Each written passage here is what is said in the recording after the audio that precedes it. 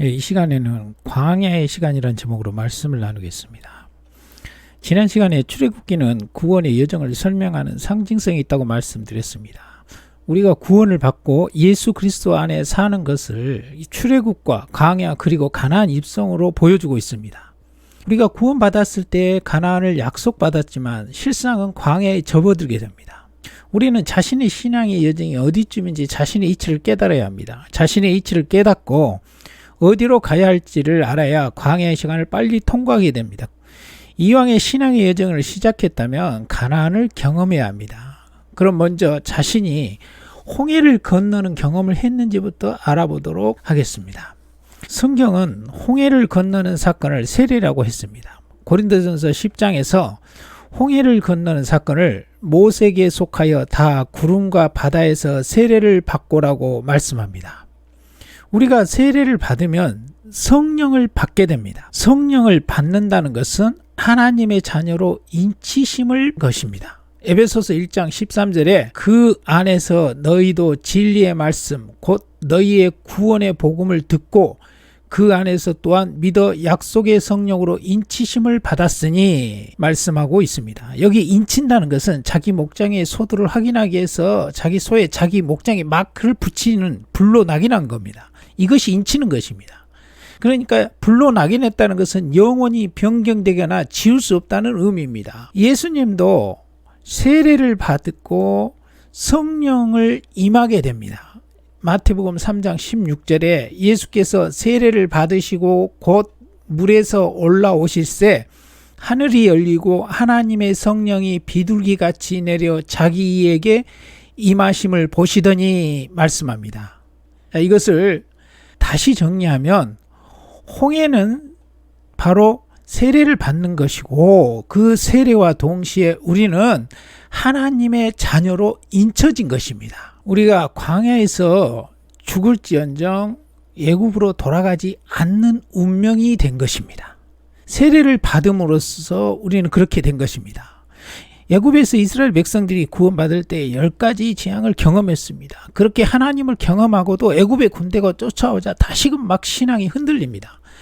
그런데 홍해가 갈라지고 애굽의 군대가 눈앞에서 수장되는 모습을 보면서 이제는 더 이상 살아계신 하나님을 부인할 수 없는 자리에 도달한 것입니다. 그래서 홍해는 세례를 상징하지만 동시에 성령의 인치심과 같은 사건인 것입니다. 자, 우리들은 구원을 받는 과정에서 도저히 부인할 수 없는 살아계신 하나님을 경험했을 것입니다. 저의 경우 귀신 들린 여자에게 귀신을 쫓아내는 그런 몇 차례 경험들이 있었습니다. 그보다 더 놀라운 경험은 사도행전에 나오는 것 같은 비몽사몽간의 환상을 본 경험입니다. 제가 믿음 생활을 갖고 100일 작정 기도를 시작했습니다. 직장 끝나고 저녁마다 교회 가서 1시간씩 기도하는 겁니다. 그러던 중에 기도 중에 피곤했고 사도행전에 나오는 표현처럼 정말 비몽사몽간에 꿈 같은 것을 꾸었습니다.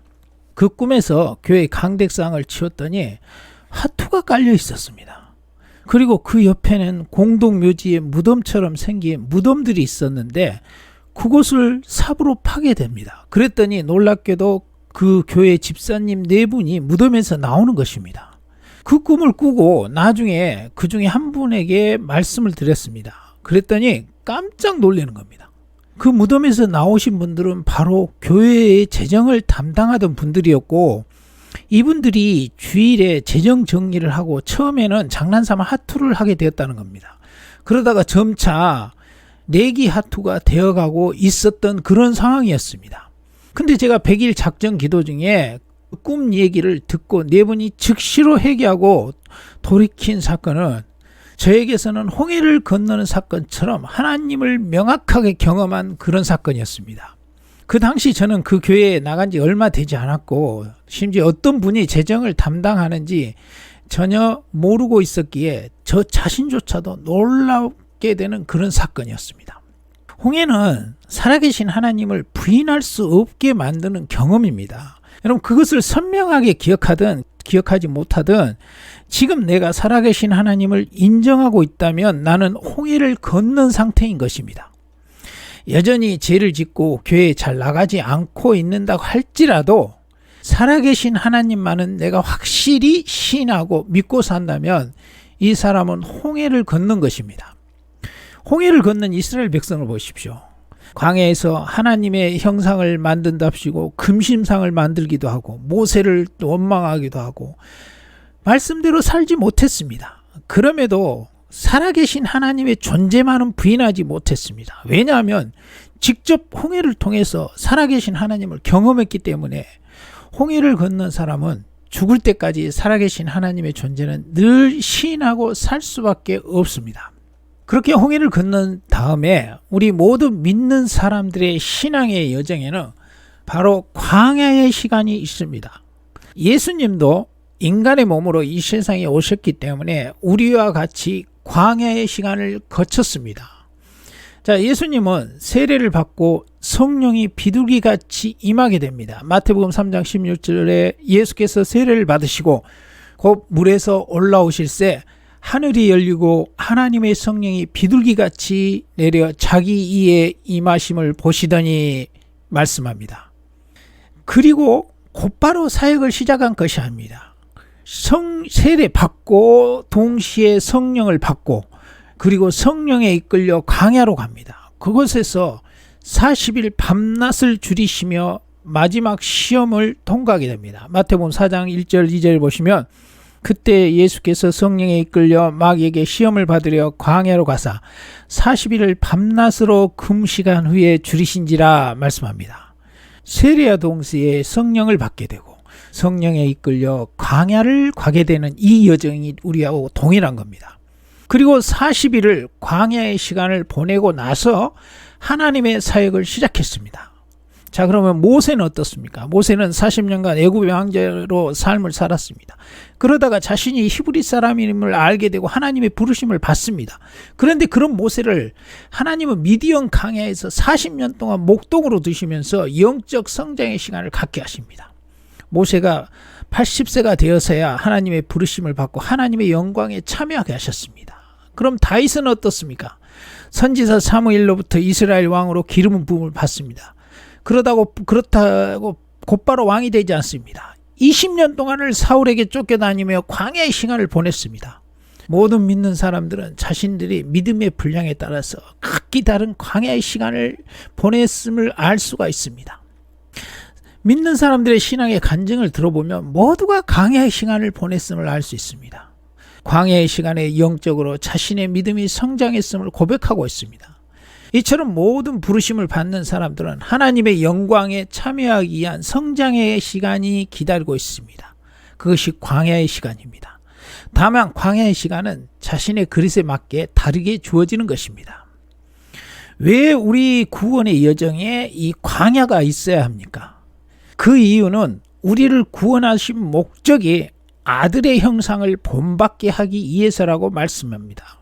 로마서 8장 29절에 하나님이 미리 아신 자들로 또한 그 아들의 형상을 본받게 하기 위하여 미리 정하셨으니 이는 그로 많은 형제 중에 맏아들이 되게 하려 하심이라 했습니다. 출애굽한 상태로 완성된 생태가 아닙니다. 우리는 불완전한 상태임에도 의인으로 불려주신 것입니다. 그리고 예수 그리스도의 형상을 본받게 하기 위해서 미리 정하셨다고 합니다. 그 목적이 아들의 형상입니다. 그리고 우리를 영화롭게 하겠다는 것입니다. 구원으로 다 이루신 것이 아니라 예수님을 닮도록 우리를 조각하는 것이 바로 광야입니다. 그러므로 하나님이 나를 조각하도록 전적으로 맡겨야 됩니다. 자기를 부인하고 주님 앞에 나와야 됩니다. 그래야 영화로운 자리까지 나를 데려갈 것입니다. 내 능력, 내 지식, 내 고집, 내 경험, 내 자존심 이런 것으로 버티면 광야는 계속되는 것입니다. 우리 구원의 종착역은 영화롭게 되는 것입니다. 그러나 그 전에 광야가 있다는 사실을 기억하기 바랍니다. 하나님은 반드시 약속대로 우리를 영화로운 단계까지 인도하실 것입니다. 젖과 꿀이 흐르는 가나안 땅에 들어가게 하실 것입니다. 구원의 여정에서 광야는 바로 우리를 성장시키는 시간입니다. 자, 말씀을 정리합니다.